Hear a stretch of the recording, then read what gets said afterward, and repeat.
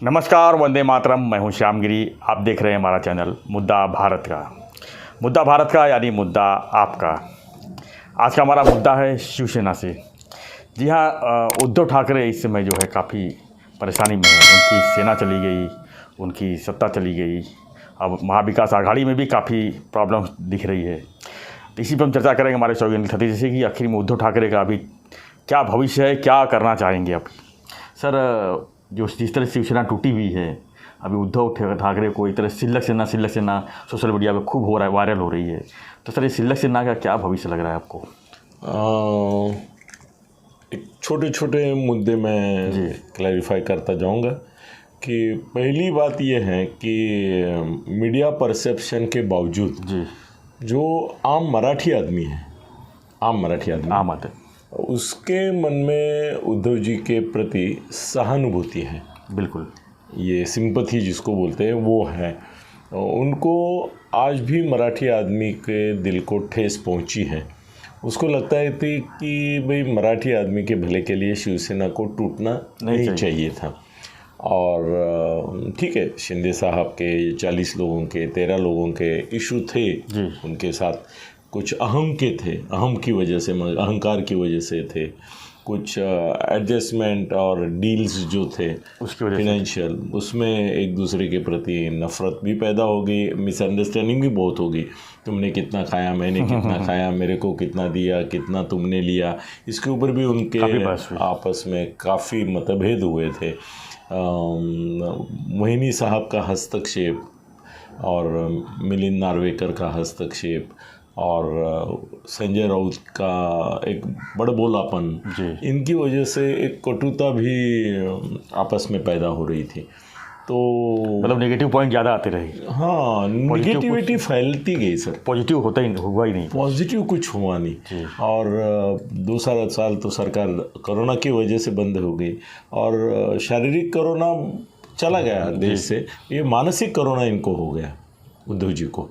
उसकी वजह से वो निष्क्रिय हो गए और आइसोलेटेड हो गए। कोरोना का लक्षण क्या है? आइसोलेशन रहता है और वो पूरा उसका ये जो है पॉजिटिविटी वो चला जाता है। मेरे ख्याल से उस समय अगर अपना कुर्सी छोड़ के अगर किसी को से अपने शिवसैनिक को दे दिए होते तो सर पहले ही शायद बहुत कुछ हो सकता था। सर पहले ही अगर आप बोलते हैं ना उस तरह से, पहले ही अगर एकनाथ शिंदे को मुख्यमंत्री बनाते थे ना, तो ये सवाल ही पैदा नहीं होते। चलिए, 1 साल मान लो उन्हें कुर्सी बैठे हो, सर कोरोना आ गया, तो बोल देना चाहिए भाई आप एक्टिव हो, आप चारों तरफ घूम रहे हो, पूरे महाराष्ट्र में घूम रहे हो, तो आप अभी आप कुर्सी संभाल लो, सर वो क्या हो शिवसेना को संभाल लो। जो सुन रहा हूँ उसमें 2 चीज़ें। एक तो वहीनी साहब को सत्ता का लोभ बहुत हो गया और उनको आदत भी लग गई, वो सत्ते का एक जो ये रहता है घमंड, वो भी हो गया।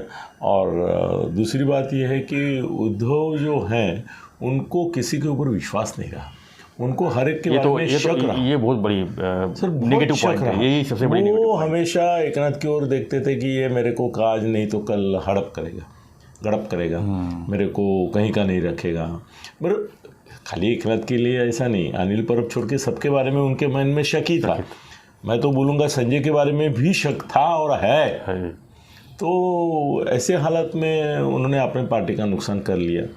आम आदमी को ऐसा लगता है कि भाई उसको डिटेल मालूम नहीं होती ना बेचारे को, तो उसको लगता है क्यों नहीं एडजस्टमेंट किया, पैसा तो खाना ही था, सब मिल के खाते थे। बिल्कुल, पैसे के लिए क्या झगड़ा करते हो, ऐसा उनको लगता है। मगर वो झगड़ा सिर्फ पैसे का नहीं था, अहंकार का भी था। दूसरी बात है ऐसे कि अभी सत्ता जाने के बाद ये महाआघाड़ी को भी संभल नहीं पा रहे सर, संभल नहीं पा रहे हैं।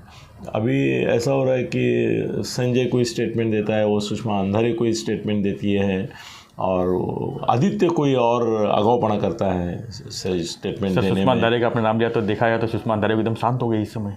सर उसका एक कारण है, वो संजय ने उसको शांत कर दिया है। संजय ने शिकायत की थी, आपने अच्छा मुद्दा छेड़ा, उसकी वजह से हमारे लोगों को थोड़ा पता चल जाएगा कि संजय ने उद्धव को बोला या तो वो रहेगी या मैं रहूँगा।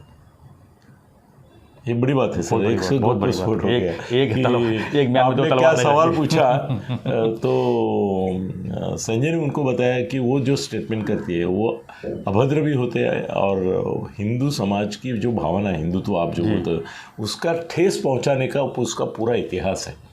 उसने आज तक हिंदुत्व के ऊपर, हिंदू समाज के ऊपर, हिंदू देव देवताओं के ऊपर इतना भला बुरा कहा है, बुराई कहा है, और ऐसी स्तर को जाके कहा है, निचले स्तर पे जाके बोली है कि हिंदू समाज में उसके प्रति नफरत है। और खासकर शिवसेना है, जो शिवसैनिक यानी शिवसेना के जो वोटर्स है उनको तो ज़्यादा ही प्रॉब्लम्स क्रिएट हो। तो उद्धव को क्या लगा, गाली गलौज के लिए एक भौंकने वाली, काटने वाली चाहिए करके उसने उसको दे दी वो, मगर संजय को अच्छा नहीं लगा। संजय ने बोला कि उसको ही करो फिर प्रवक्ता, मैं शांत रहता हूँ। मतलब इसके पहले जो वो भौंक रही थी, संजय जब अंदर गए थे उसका फ़ायदा उठा रही थी। हाँ, उसका फ़ायदा उठा कि उसने अपना स्थान बना लिया था।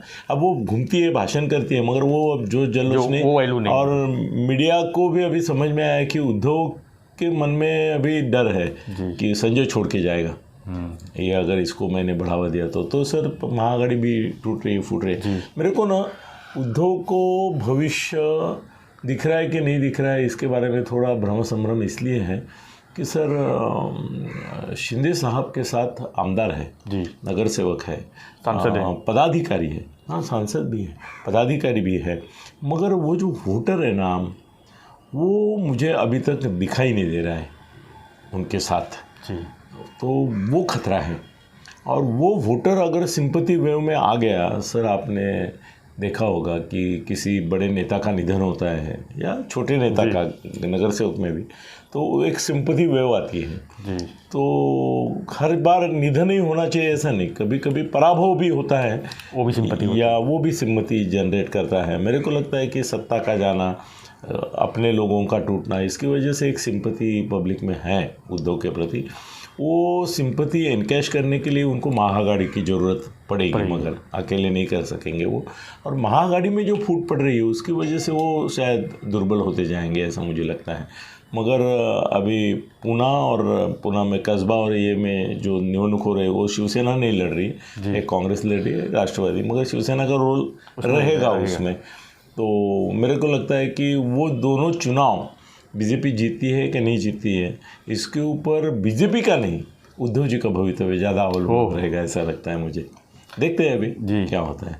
तो सर क्या लगता है आपको, जो ये अभी आगे का जो भविष्य है उसको किस तरह से सर अगले चुनाव में अगर आज के हालात है वैसे ही रहे तो उद्धव जी को 25 से ज़्यादा सीटें नहीं मिलेगी, मतलब 63 से 25 आ जाएंगे, 25 पे आ जाएगी, फिर कोई भविष्य नहीं, फिर किसी को उनकी ज़रूरत भी नहीं रहेगी जी। तो बहुत बुरा हाल होगा उनका।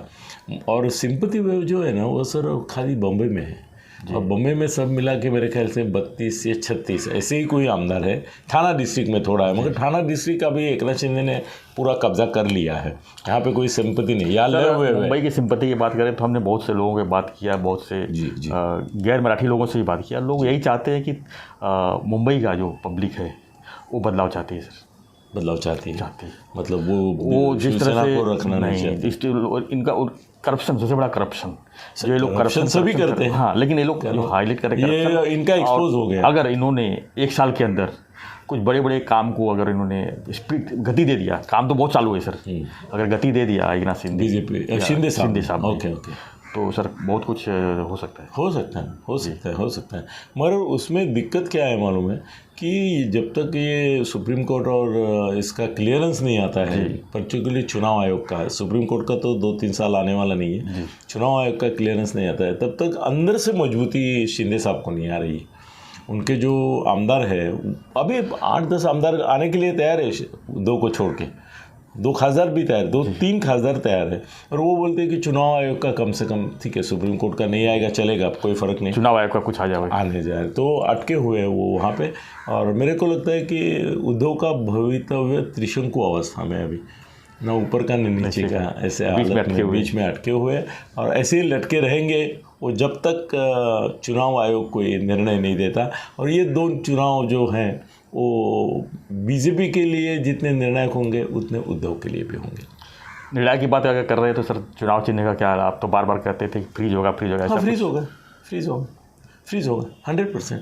ये ना इनको मिलेगा ना उनको मिलेगा। नाम के ऊपर सर नाम भी फ्रीज हो जाएगा, शिवसेना, हाँ, उनका उबाठा जो है वो रहेगा, इनका बाळासाहेबांची शिवसेना रहेगा नाम। तो और इस कंडीशन में क्या लगता है आपको? नहीं, अगर इस कंडीशन में ये फ्रीज होने से फर्क नहीं पड़ता है जी, क्योंकि अभी आदमी मतदाता जो है वो सीखे है, वो एक रात में सोशल मीडिया से पहुंच जाता है उनको। अभी मशाल भी पहुंच गया ना अंधेरी में। अगर हमको उद्धव को वोट देना है तो उनका क्या रिश्ता? हाँ, तो उद्धव का कौन सा है भाई, मशाल है, चलो दे देते हैं, उसके फर्क नहीं पड़ेगा।